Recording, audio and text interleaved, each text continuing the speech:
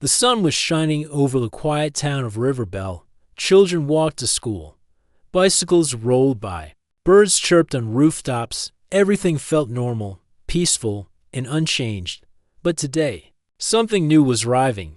A girl named Minna stepped out of a white car in front of the town's only high school. She wore a long brown coat that reached her knees and a cap pulled low over her head.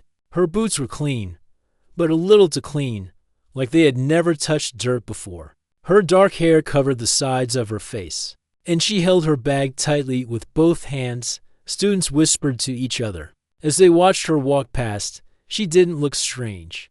But there was something different about her. Maybe it was how she moved, like someone who didn't quite know how much space to take. Or maybe it was her eyes, which scanned everything around her with quiet focus. Inside the school office, the principal gave Minna her schedule. She took it without saying much. Her voice was soft and careful. The secretary smiled and said, "Welcome to Riverbell High." Minna nodded and walked toward her first class dot in the hallway. A boy named Tom stood near his locker. He was quiet, friendly, and always noticed small details. When Minna passed by, he saw her coat shift for a moment. Something furry brushed out from the bottom, then disappeared back inside. He blinked. Was that a scarf, a piece of a stuffed toy, or something else? Minna reached her classroom and took the empty seat in the back. She sat straight and didn't speak. When the teacher asked her to introduce herself, she stood, said her name, and then sat back down quickly.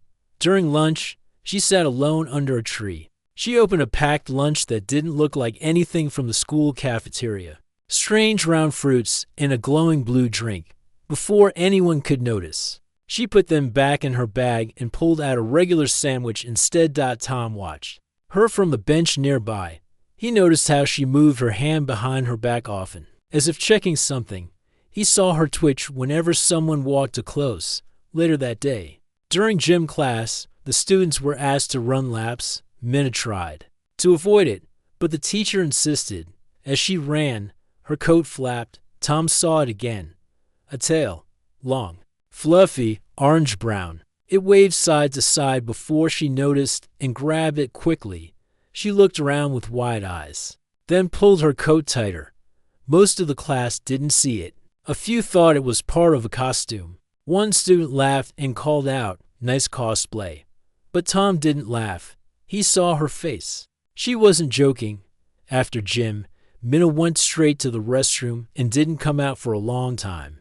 That evening, in a small apartment above a bookstore, Minna sat cross-legged on the floor. The lights were dim. In front of her floated a tiny, silver device with blinking lights. She touched it gently and spoke in a low voice. "Report number 14. Arrival complete. Human disguise active.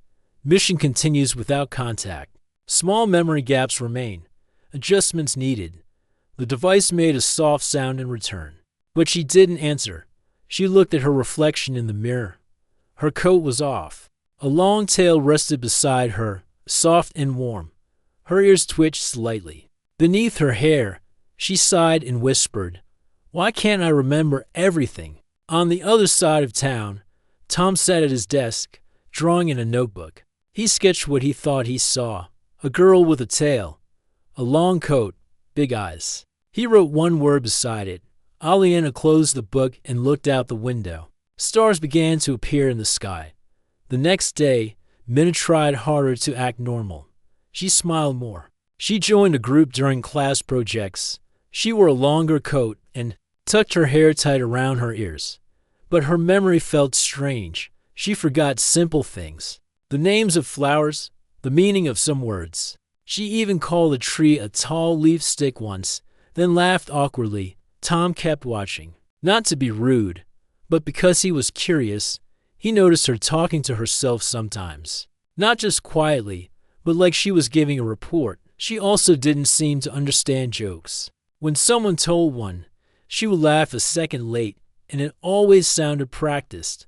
One afternoon, Tom was walking home when he saw Minna turn into a small alley. She didn't know he was behind her. He peeked around the corner. She took off. Her coat, her tail stretched out and flicked side to side. She sighed and leaned against the wall. Her glowing device hovered out of her bag again. Tom stepped on a leaf. It made a loud crunch. Minna jumped. Her tail froze. She turned fast, eyes wide. He raised his hands. I'm not going to hurt you. She said nothing. He took one step forward. You forgot it again. Your tail.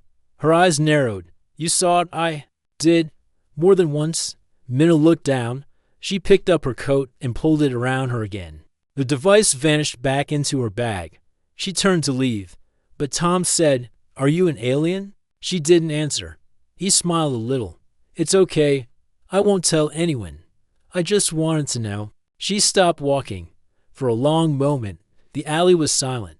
Then she turned her head slightly and said, "You're not afraid, no." He said, "Just interested." She looked back at him. For the first time, her face softened. "You're different. So are you?" She gave a small nod.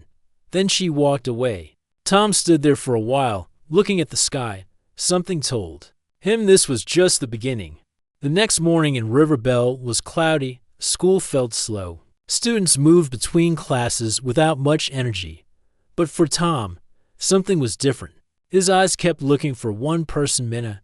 She arrived just before the bell, wearing a hoodie. Instead of her long coat, she kept her head low and her bag close to her side. Tom could tell she was being more careful now. Her steps were light, almost silent, and her tail was hidden well this time. During science class, Tom sat next to her. She didn't speak at first.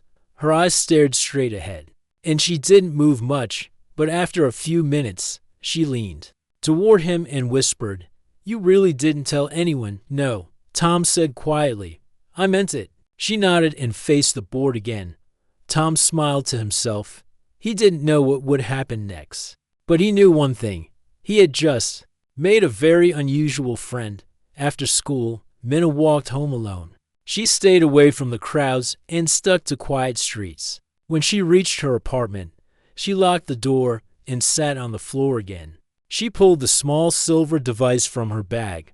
It floated in front of her face and blinked softly. "Report number 15, she whispered. "Subject is experiencing deeper emotional confusion. Earth environment is causing memory drift. Identity error level at 30%.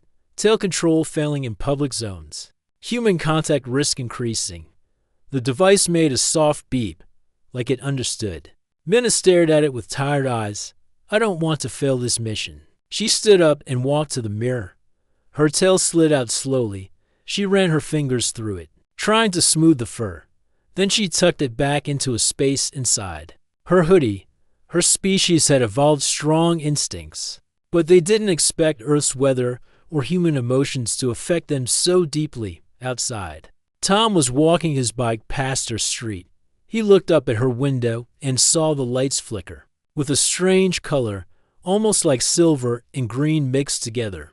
He parked his bike near the bookstore and looked again. The light disappeared. Inside, Minna sat down and watched old human videos. She was trying to learn how humans acted in different situations. She repeated phrases under her breath. "Hi, how are you? Nice weather today. Let's hang out sometime." She paused. "Let's hang out sometime." She said it again, slower. "Let's hang out sometime." She tilted her head and whispered, "What does hang out mean?" The next day, things didn't go as planned. During lunch, one of the boys from gym class walked up to her table. His name was Ben. He was loud and often played jokes on others. He pointed at her hoodie and said, "Hey, where's your fancy tail thing from yesterday?" Minna froze. Tom was sitting nearby. He stood up quickly and said, "It was part of a costume for a school project. She forgot to take it off." Ben laughed. "Weird project." She looked like a fox. Minna stood slowly. "It was for science," she said in a calm voice, "to study movement patterns." Ben scratched his head. "Whatever." Still looked strange. He walked away. Tom sat beside her. "Thanks," she whispered. "You're welcome." She took a bite of her sandwich but didn't chew for long. Her mind was racing. Her disguise was falling apart faster than expected. Her body was reacting to Earth differently each day. Some days she felt strong. Other days she couldn't remember what she had come here to do. Later that afternoon, Tom asked her to walk home together. She agreed. As they walked past the library, he asked, "What are you really here for?" Minna looked at him. Her steps slowed.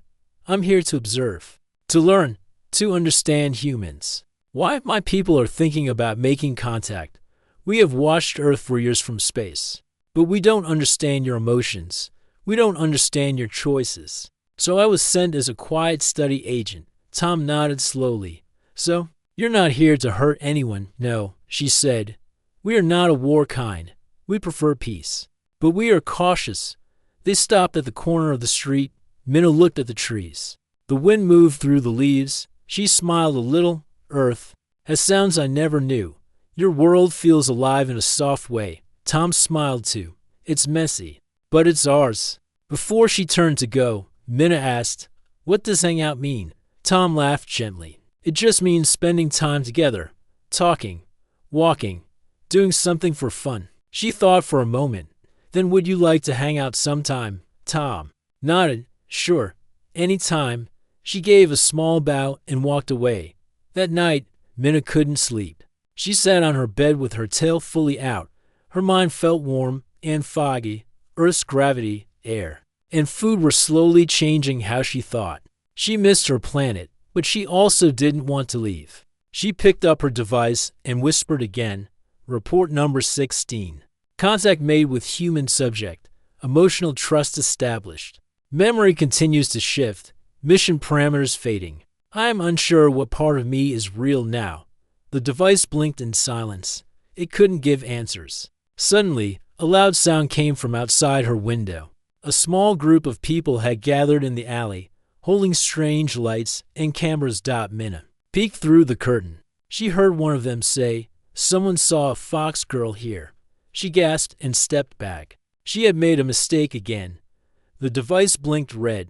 "Alert! Civilian attention detected. Mission may be compromised." Minna turned off the lights and stayed low, her tail wrapped tightly around her.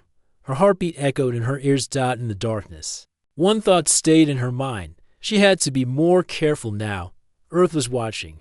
Minna did not sleep well that night. She stayed curled up in a corner of her room with her tail wrapped around her legs. Every sound from outside made her ears twitch. The voices in the alley were gone now, but she kept thinking about what one of them said. Someone had seen a fox girl. That meant rumors were spreading. Her disguise was no longer safe. The next morning, she moved carefully through the streets. She wore her long coat again and kept her hood low. At school, she walked straight to her locker without looking at anyone. Tom was already there, waiting.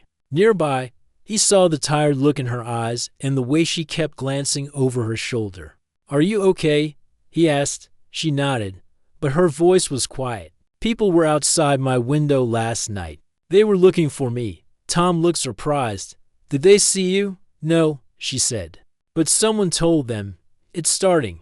He lowered his voice. "Starting what?" "Exposure. If too many people notice, my mission will fail. My memory will break more. I might be called back." Tom didn't fully understand what she meant, but he could see the fear in her face. He walked beside her down the hallway. "You're not alone," he said. "We'll figure this out." Minna looked at him. "Why are you helping me? I'm not one of you." "Maybe," Tom said, "but you're trying to learn. That makes you closer than most." That day during history class, Minna's hand shot up for the first time. The teacher had asked a question about human discoveries. Minna gave an answer with great detail, even adding something about how humans learn to store data in machines. The class was quiet. The teacher nodded slowly. "That's a very specific. Good job, Minna." Tom grinned from his seat, but later, two boys in the back whispered to each other, "She's strange. Where did she learn all that?" Minna heard them, but stayed silent. Her mind felt heavy. She could feel parts of her memory slipping again. She had to focus just to remember her own name. After school, Tom invited her to the park. It was quiet there, with tall trees and a small pond. Birds flew low over the water, and the air was cool. They sat on a bench near the edge. "Do you like it here?" Tom asked. Minna looked around. Yes, it feels soft, peaceful. My planet has colors like this, but the air is sharper. Sharper how? It tastes like metal and light. This air smells like soil and leaves. It calms me. Tom leaned back and looked at the sky. Do you miss your home? Minna was quiet for a moment.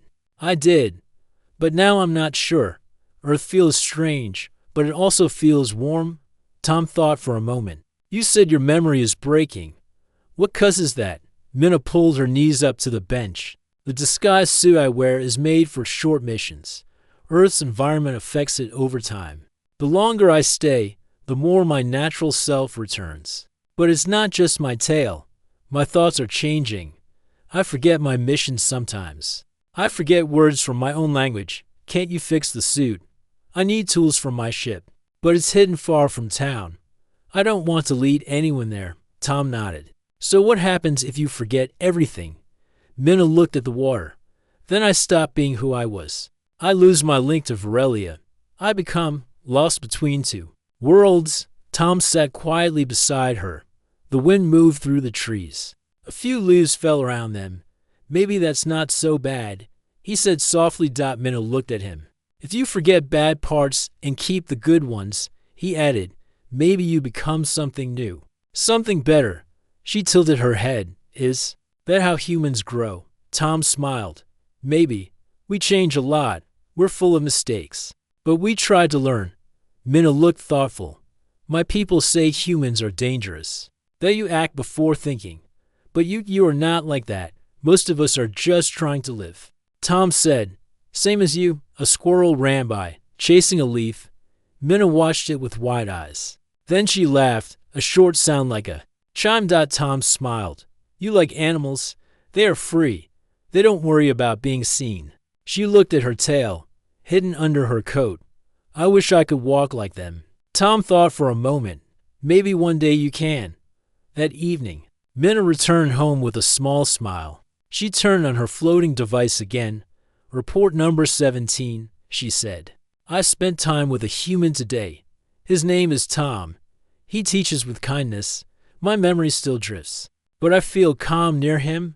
The device blinked and showed a message in her language. Warning. Emotional bond detected. Mission objectivity at risk. Minna touched the message and erased it. I know. She walked to the mirror and removed her coat. Her tail stretched out again. Her ears twitched. She looked at herself for a long time. Then she whispered, maybe it's okay to feel. Just as she was about to turn off the lights, a loud knock came at her door. She froze. Another knock. Double quotes Minna. A voice called. It was Tom. She opened the door slowly. I think someone's following me, he said.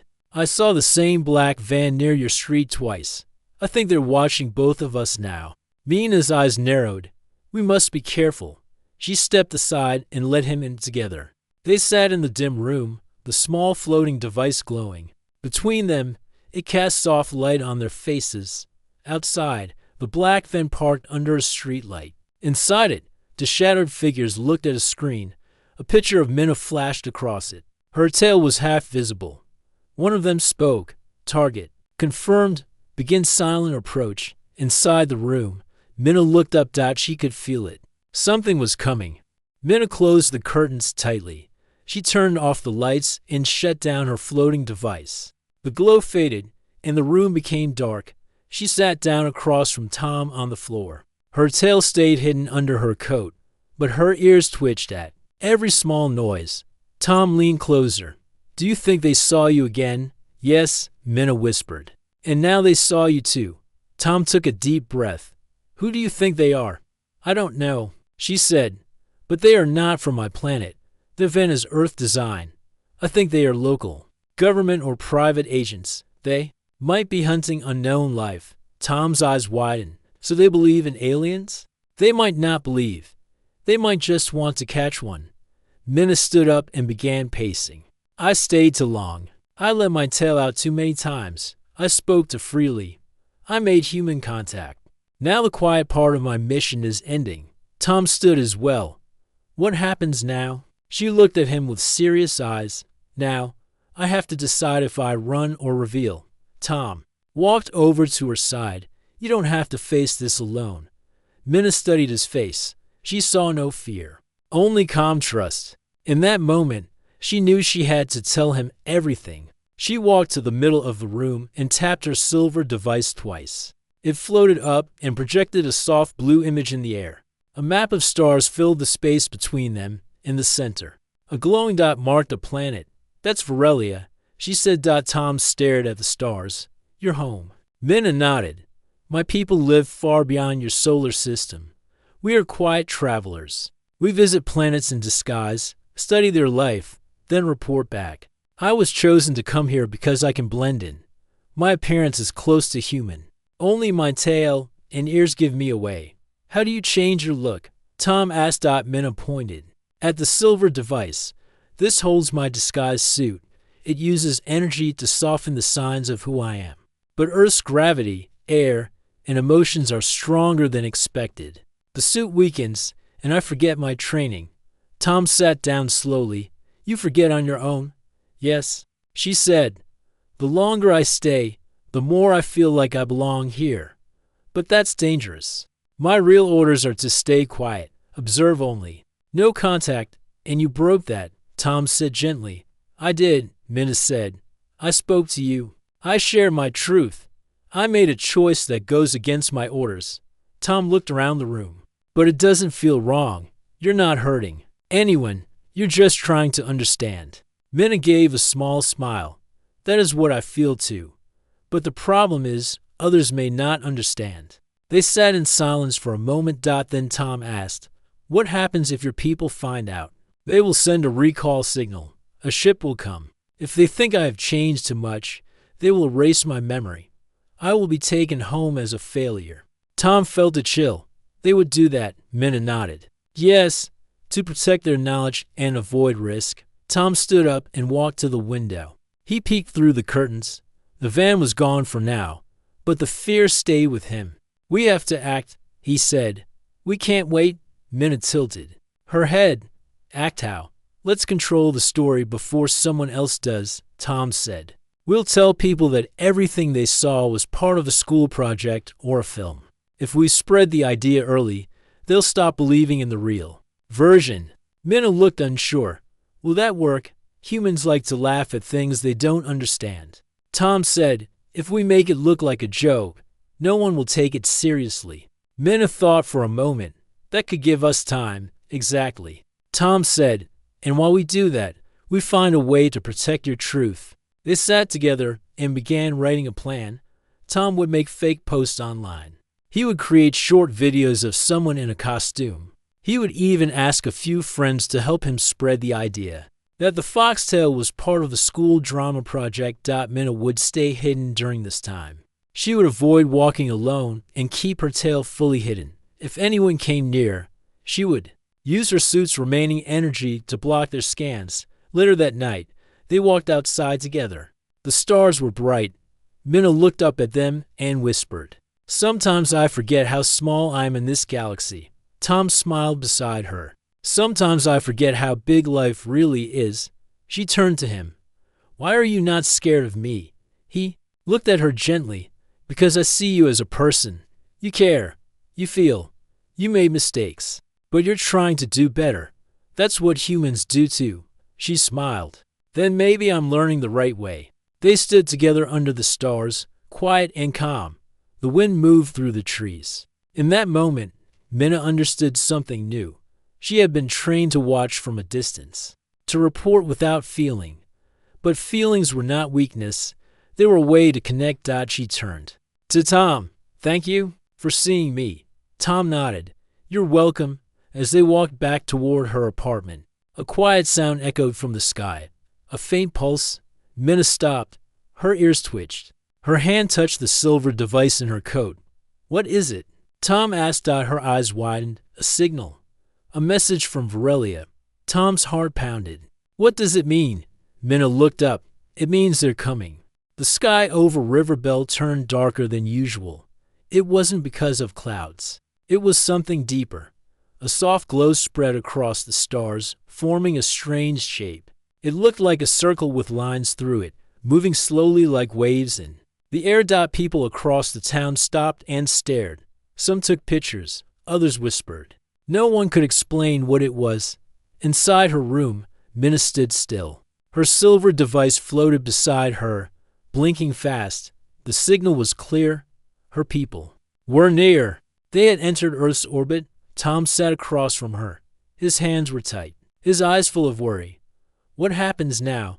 he asked. "They are here to check on me," Minna said. "They expect a full report. If I do not respond, they may come down and take me by force." "Do they know about me?" "No," she said. "Not yet." Tom stood and walked to the window. He looked at the glowing shape in the sky. "How much time do we have?" "Maybe one day, maybe less." The signal was an early warning. "The next one will be stronger." Minna turned to her device. She tapped it twice. A soft voice came from it. "Verlin scout ship approaching Earth. Agent Minna must respond. Status unknown. Memory drift detected. Final recall order in process." Minna's eyes stayed on the screen. "They think I've lost control." Tom turned around. "You haven't. You're still you." She looked at him. "Am I? I feel different now. I feel more like this place, like I belong here."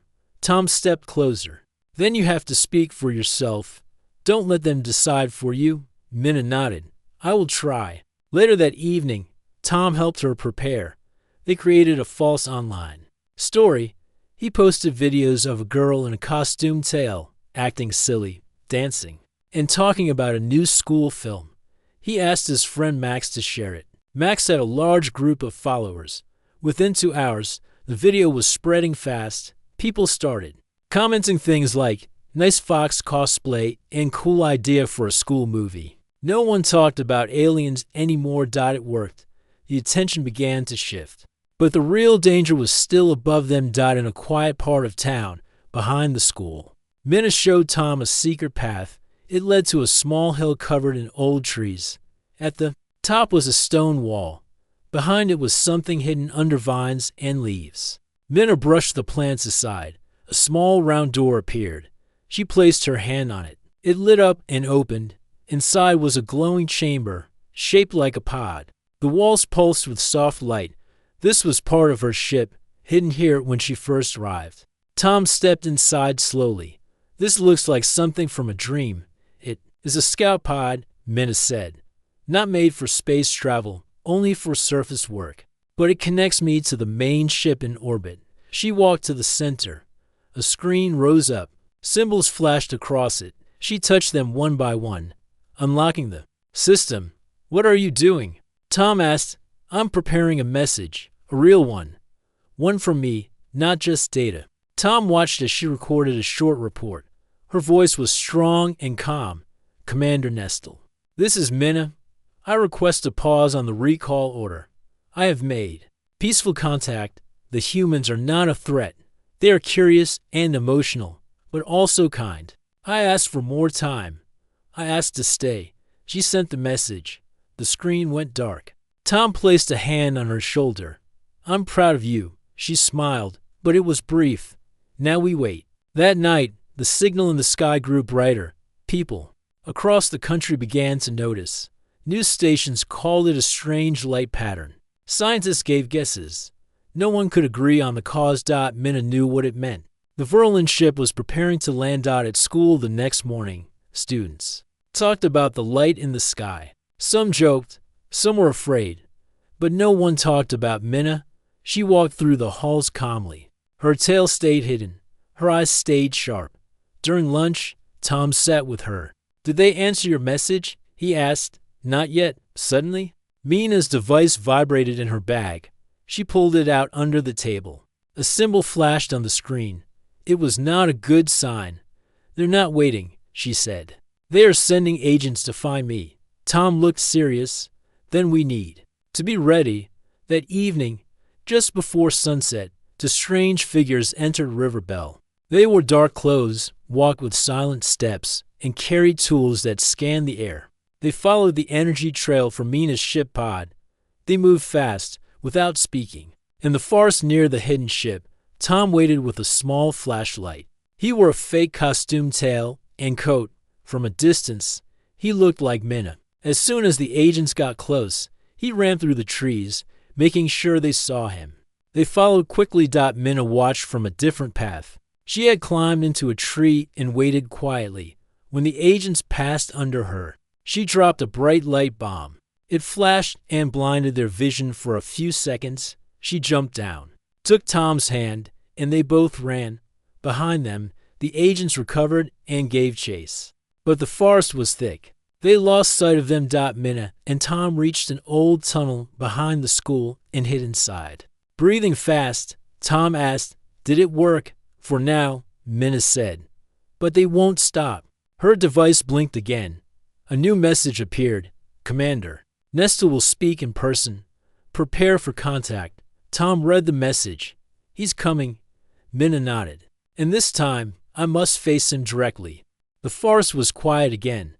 The wind moved softly through the trees, and the last rays of sunlight touched the tops of the leaves. Minna and Tom sat inside the tunnel behind the school. It smelled like old stones and damp soil. Their backs were pressed against the cold wall, and both of them breathed slowly. Minna held her silver device tightly. The glowing message was still clear. Commander Nestor was coming to Earth. He would not wait.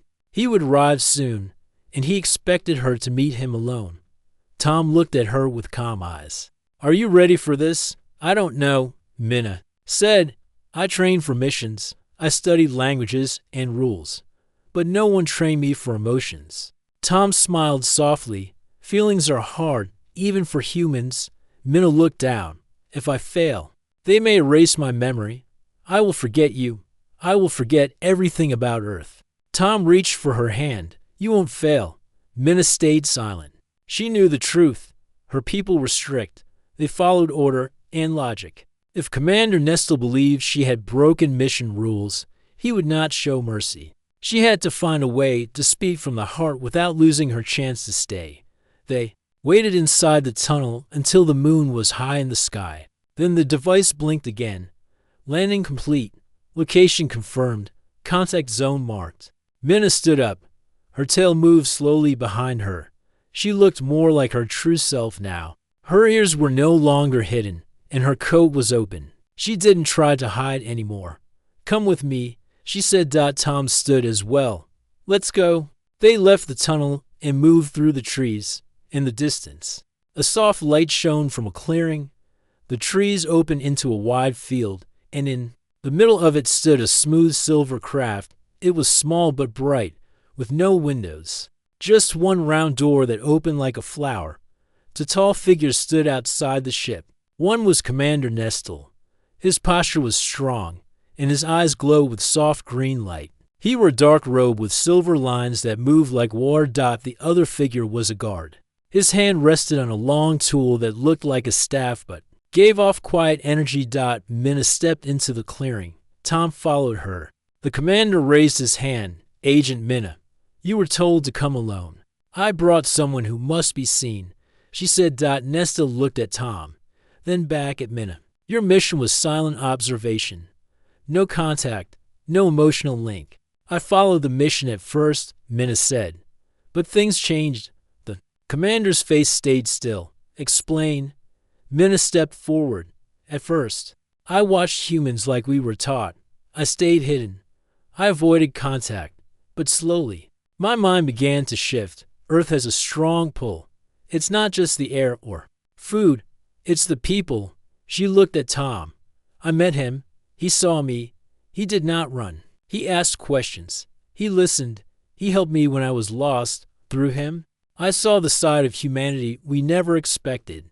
Nestor spoke with a firm voice. "You forgot your training. You lost memory. You exposed yourself to civilians, yes?" Minna said, "But I also learned something deeper. Humans are not just unpredictable. They are curious. They are kind. They feel things with honesty. I began to feel too." The commander looked at Tom. "You are the human she speaks of." Tom nodded. "Yes, sir." "You kept her secret?" "I did." "Why?" Tom thought for a second. "Because she trusted me. She's not just from another world. She's a person. A good one." Nestor looked back at Minna. "We received false reports. Human networks speak of a girl with a tail, a strange light in the sky. A film project, Minna nodded. That was us. We created the story to hide the truth. We tried to protect both sides. The guard beside Nestle took one step forward. Her suit is unstable. Memory records are broken. She must be taken back for repair. Minna raised her voice. I don't want to be erased. I want to stay.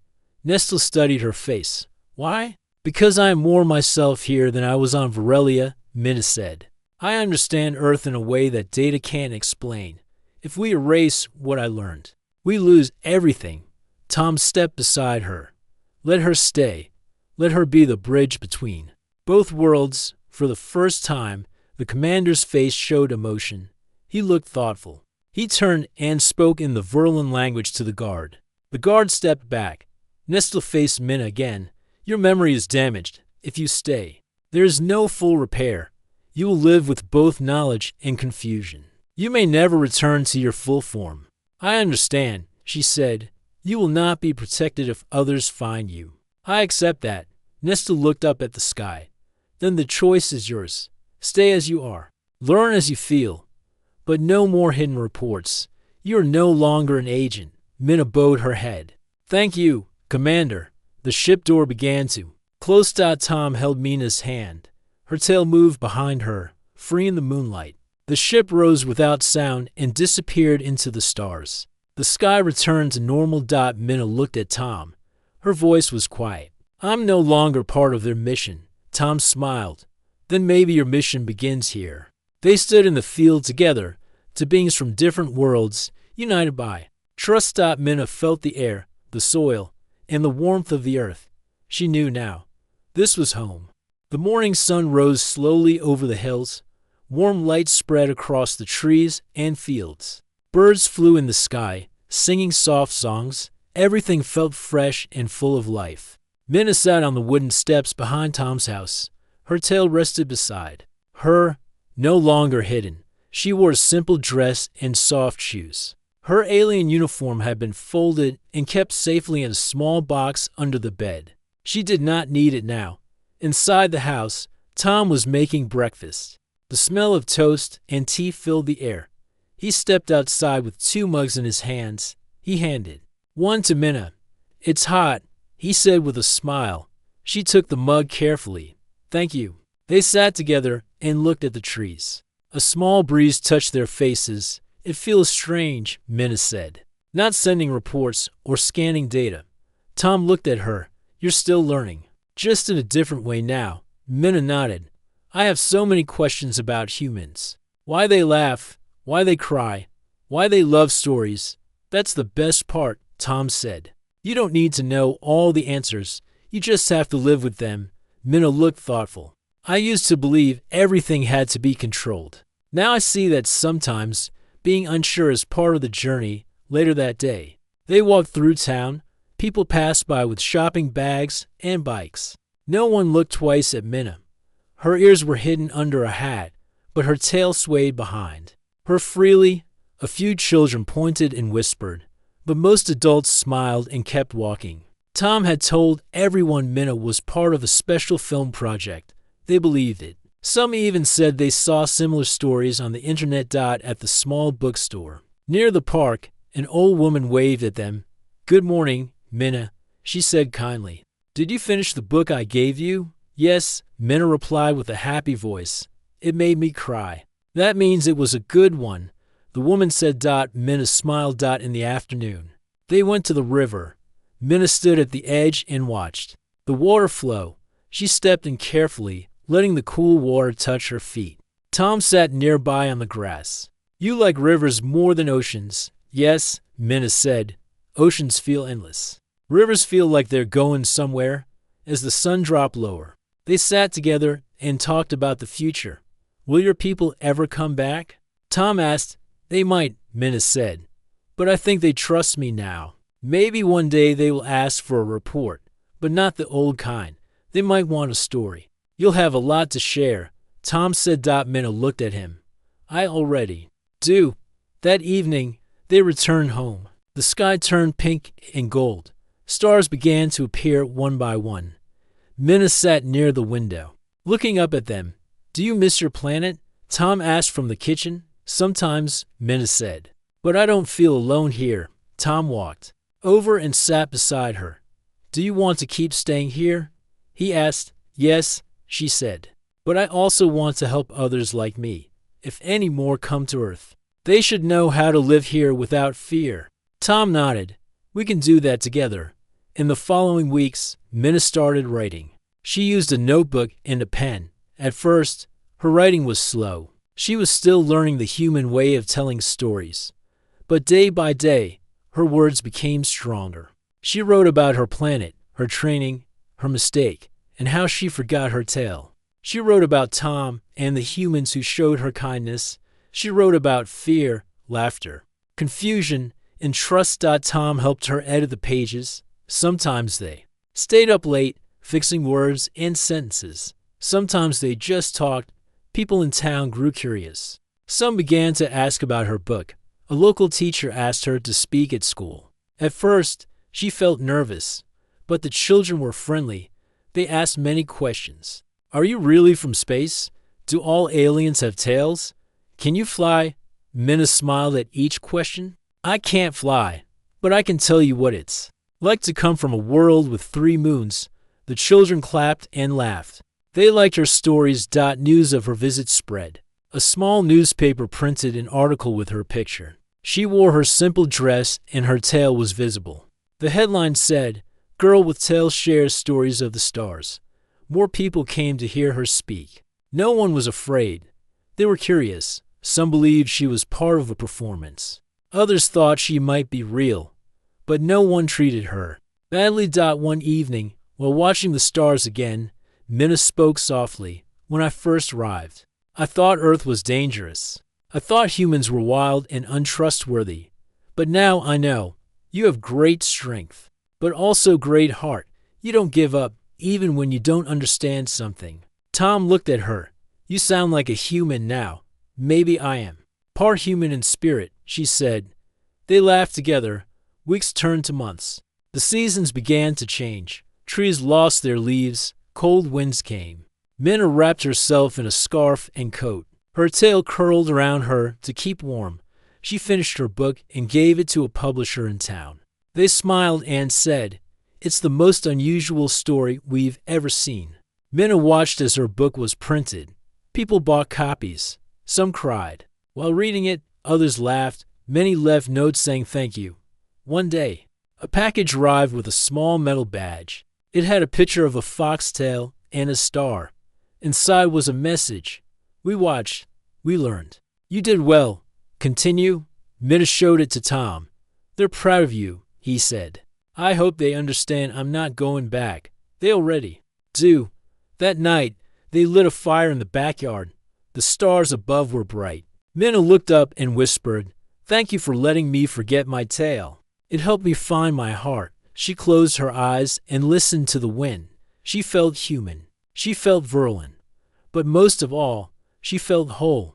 Her journey was no longer about a mission. It was about life. And life, she had learned, was beautiful.